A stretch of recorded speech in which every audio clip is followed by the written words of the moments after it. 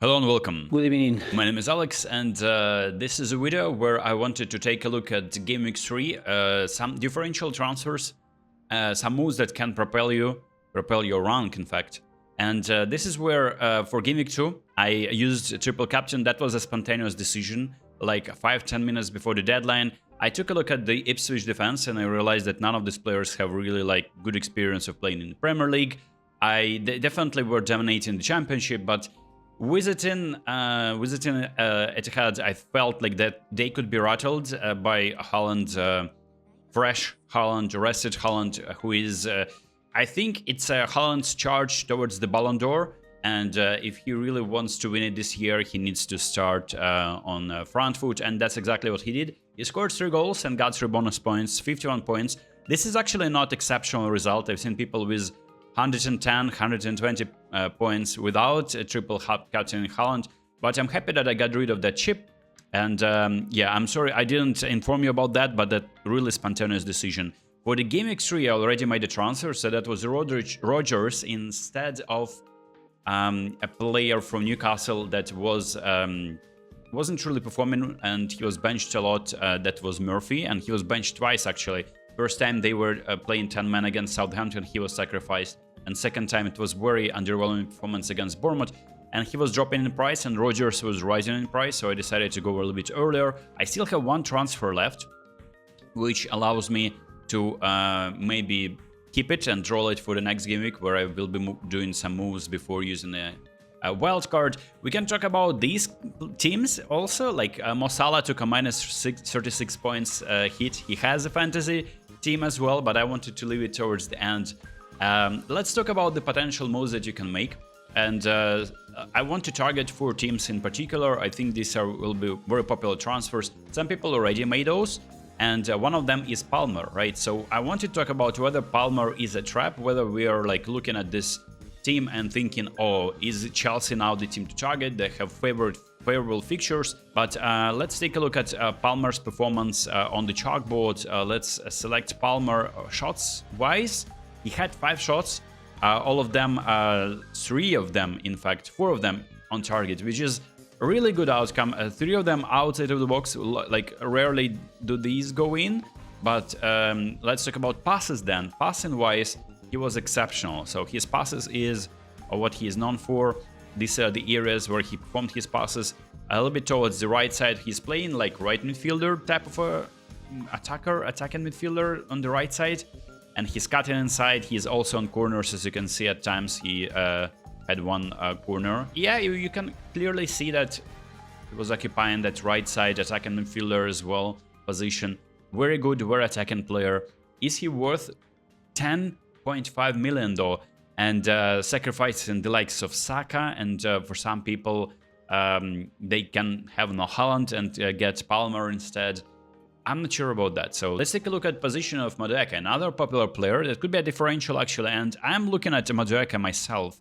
So if Madueke is playing like 70 to 80 minutes, he played in the Conference League game, and he was substituted, but he played like 60 minutes, and that means that he may be substituted or not even playing in the Prem fixture. We don't know that yet. But yeah, they're playing Crystal Palace. Crystal Palace looks shambolic defensive-wise. There can be goals for both Madueke and Palmer. If you bring them in right now, I'm not thinking that... I'm not saying that it's a bad decision. I'm just thinking that you may just take a look at how they're performing against the likes of Crystal Palace. If they're just as convincing as they were against Wolves, I would be looking equally at both Madueke and Palmer. I just want to see how many minutes Madueke is given. Is he cementing that spot? I think it's like right wingish, right wing forward spot. Then he's a good choice. And look, if you take a look, actually, Madueke is positioned exactly in the spots where Palmer is playing. Palmer plays a little bit more centrally, but Palmer also occupying some spots on the right side. So is it a sign that Madueke and Palmer can be played given 60-30 minutes maybe in the game, but Palmer is rarely being subbed off? But this is interesting. These are also range of passes from the right side.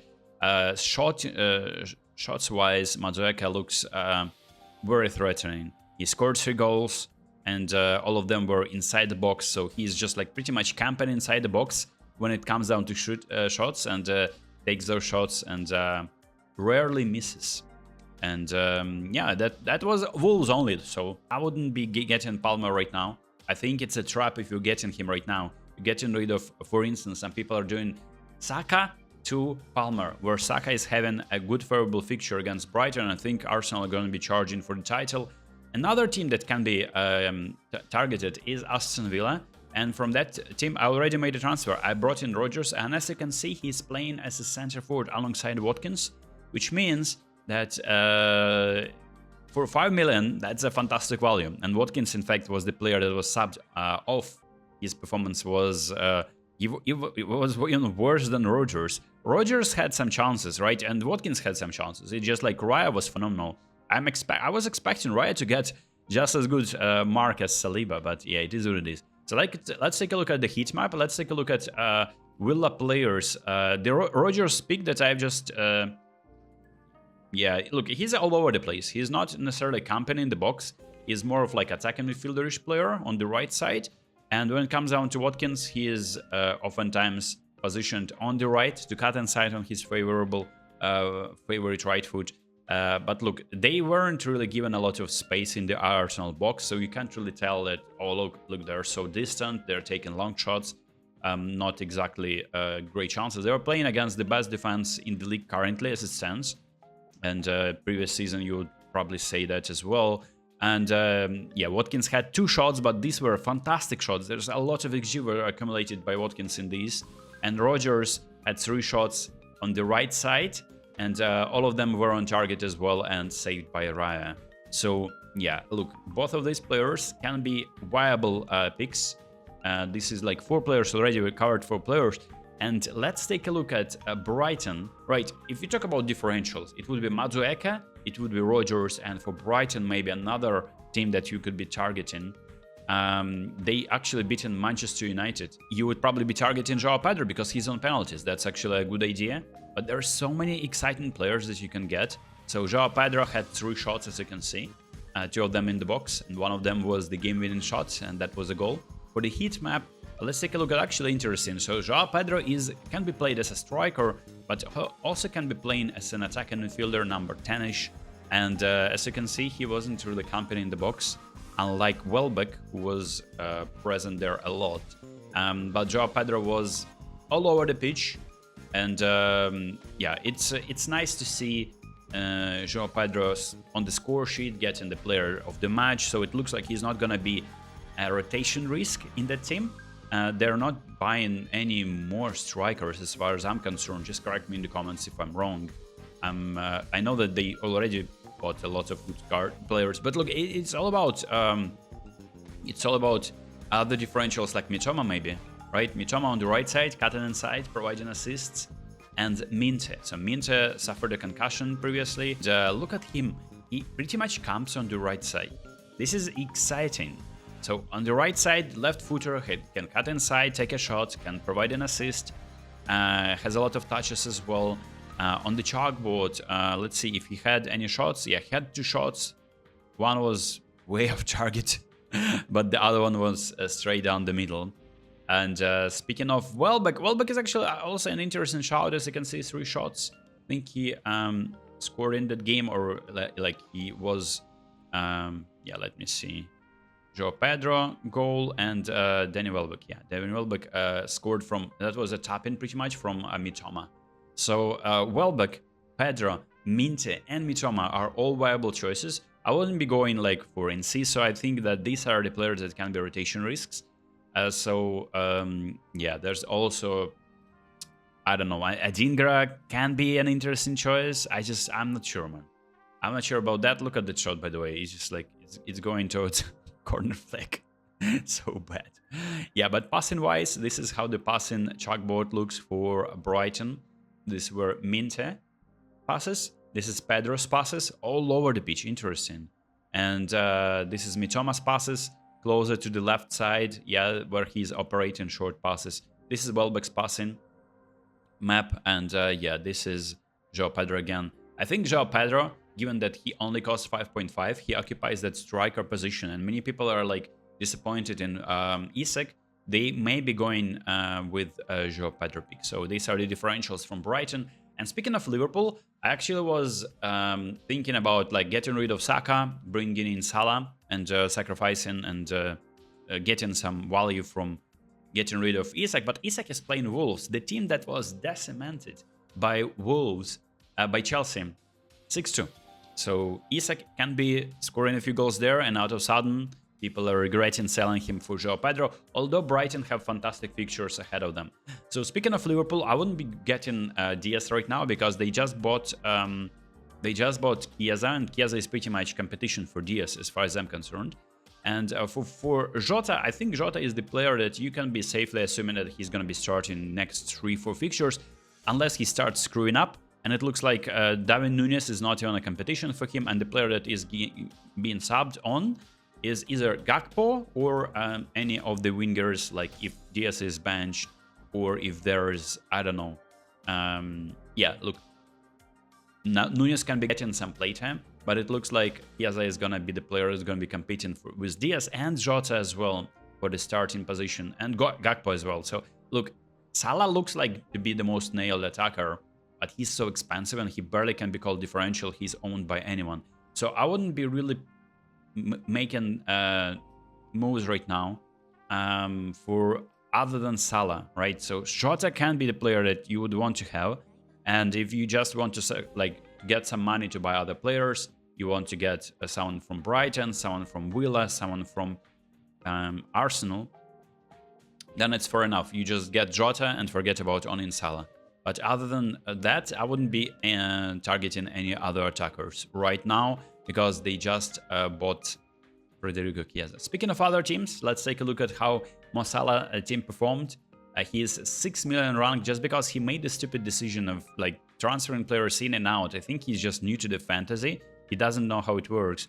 And I think I made this mistake back in the day as well when I just started playing fantasy. It's all good though. Trent is a very experienced player though. He played triple captain on Haaland as well alongside with me. And there is like a mini league of Haaland's family and friends.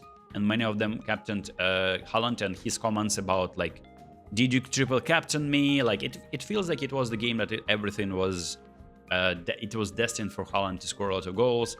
He was determined to get those. And yeah, Trent captaining Haaland, getting 96 points, and it's like his rank is higher than mine. Clearly, he is the favorite to win the mini league, Liverpool mini league. 69 points for Andy Robertson.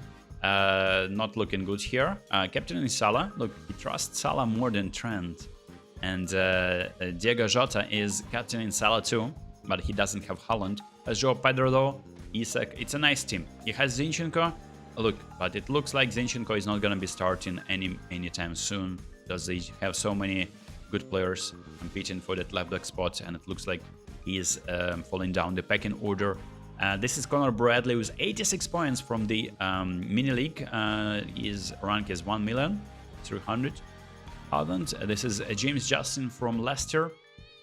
Okay, Justin knows how to play fantasy, not his first rodeo, but his rank is, yeah, it looks like he captained Haaland, but other players just didn't deliver, apart from Saliba and Trent, as you can see here. This is Anthony Gordon. He's changing his username, but if you look at the FPL.app website, I think it just like carries over like old usernames, and you can see that Anthony Gordon is the name, and he is part of Newcastle Mini League, and his 5th million rank is not really that impressive. Joe Willock has 70 points. And why these teams are interesting, because if you see someone being transferred, especially from their team, for instance, if Reece James has someone from Chelsea, and that means that maybe that player from Chelsea is reliable and he has Cole Palmer, he has 34 points. He has vice-captained Palmer just because his captain was Foden. So he didn't have, look, this is very smart. So he made a transfer, he transferred in Foden, or he had him previously, but he was thinking that Foden is the player to go with, just because he has no Haaland. He didn't want to make a transfer for Haaland just because they were facing Ipswich. Vice captaining, he went for Palmer, and this is where this vice captaining is so important. Think about that, because Foden just caught a virus and he couldn't take part in the game. And who would have thought that? Yeah, and then having a good vice captain is very important. So Reece James is showing that. This is we're Now jumping into the teams of interesting personalities and your favorite creators. Now this is Stormzy's team, has 67 points, 4 million rank, and this is concise team, 82 points, actually very impressive given that he didn't use his triple captainship. Has a lot of players delivering, Smith Rowe in particular, has Murphy as well, just like me. Well, we're struggling with Murphy here because it looked like he had fantastic preseason, but he is not really getting a lot of playtime, and not really like the Castle are struggling. But I think they're going to be scoring a few goals against Tottenham. This is James Alcott, 43 points, not really impressive this time. FPL Raptor, 59 points as well. No Haaland, really punishing here. But look, it's not only about no Haaland, it's all about like having other picks. And Kunku was an L pick at the start, and I didn't go with him. And all the main content characters seems like had him from the start, and I just don't trust Chelsea players in general, you know. And people just said, oh, it's great value, you need to get him. And apparently he's not even a starter for Chelsea anymore. 72 points for Oscar. He also has Nkunku. And hey, it's interesting. Now his rank is 3 million. Harry Daniels, 80 points. And he also has Nkunku. That is fascinating, man. No Eze, but Nkunku. And his defender, Gabriel, is benched, and he gets 6 points. And Andy from Let's Talk FPL, also Nkunku seems to be the favorite. People like Nkunku for some reason. And he has 3 million rank as it stands. Fabio Borges, who is Nkunku too, 4 million rank. And finally, Ben Krellin. So if you guys have any suggestion, which teams should we be taking a look at for the next videos, let me know. I hope you enjoyed this one. Thanks.